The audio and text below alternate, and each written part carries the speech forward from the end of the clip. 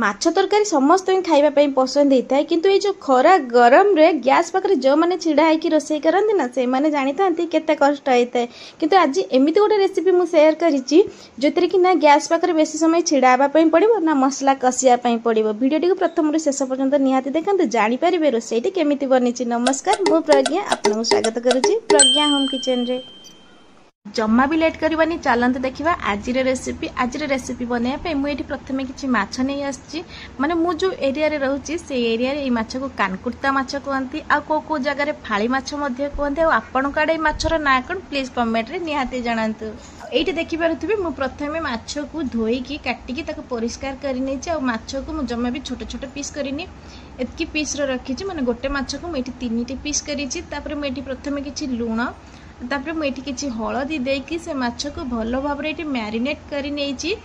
माछरे गोटे खास कथा अच्छी यार कंटा बहुत कम थाए छोट छुआ मैंने भल भाव खाई पारती से मुझे यही मछरे ही रोसई करी आपड़ चाहिए जेकोसी मछरे ये रेसिपीटी को बनई पारे। माछ को मैरिनेट करके गोटे साइड रे रखी देछि तासो मुठी गैस ऑन करके गोटे तावा बसे देछि। आज मु तावारे माछटी को भाजीबी सेति पय तावा गरम हे सरिया परे मु एठी अल्प किछि सोरिष तेल देइथिली आ सोरिष तेल देकी माछ भाजिले तार बास्ना बहुत बढ़िया आछिता ता टेस्ट मध्ये बहुत भलो लागि थाए।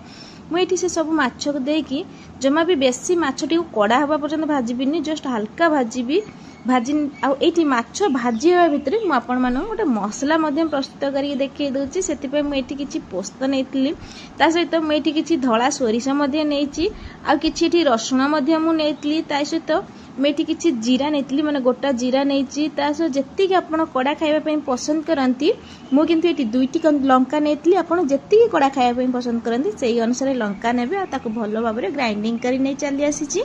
ये देखिए माछ को मुझे बेसी कड़ा कड़ा भाजिनी जस्ट ऊपर माछर ऊपर लेयरटा भाजी हो जाइए सेतिकी पर्यंत मुझे भाजी नहीं सहित आज जो माछ तरकारी आम बनवा से बांफ दिया माछ तरकारी बनईबी से मुझे गोटे टिफिन नहीं टिफिन में जो मसला बाटिक रखी से मसला देती सहित देती लंका गुंड हलदी गुंड गरम मसला से सबको देकी मुझे सहित अल्प किसी माने चुना चुना करके रखी पियाज को देती किसी स्वाद अनुसार लुण देती सहित मुझे सोरिष तेल देती जितेबाला भी बांफ दिया तरकारी बनइबे माने जेकोसी बांफ दिया माछ तरकारी बनइले सोरिष तेल देले तार टेस्ट बहुत भल आसी था सहित ये किसी चुना चुना करके काटिकी रखी टमाटो को देती से मसला को मुझे भल भाव मिसई नहीं मसला को भल भाव मिसई नहीं सारे भाजिकी रखी माछ को मुझे देती से माछ को से मसला सागर भल भाव मिसई नहीं माछरे मसला को भल भाव गोलई नहीं सारे मुझे अल्प किसी तेंतुली नहीं तेंतुली जो मंड पानीटा सेटा मुझे जहाद्वारा कि खायापी खटा खटा लगी था आ खायाटा बहुत बढ़िया लगी से पखाड़ भात रे बेसिकली तरकारी बहुत बढ़िया लगी था।